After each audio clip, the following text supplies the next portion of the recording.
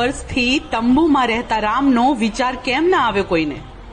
ગુજરાતથી એક સિંહ આવ્યો જેણે અયોધ્યામાં બનાવ્યું રામ મંદિર.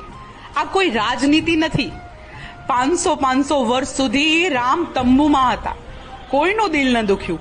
કોઈના લગ્નને 10 વર્ષ થાય તોય ઘરવાળી પૂછે છે કે આપણું પોતાનું ઘર ક્યારે થશે? ક્યાં સુધી ભાડે રહીશું?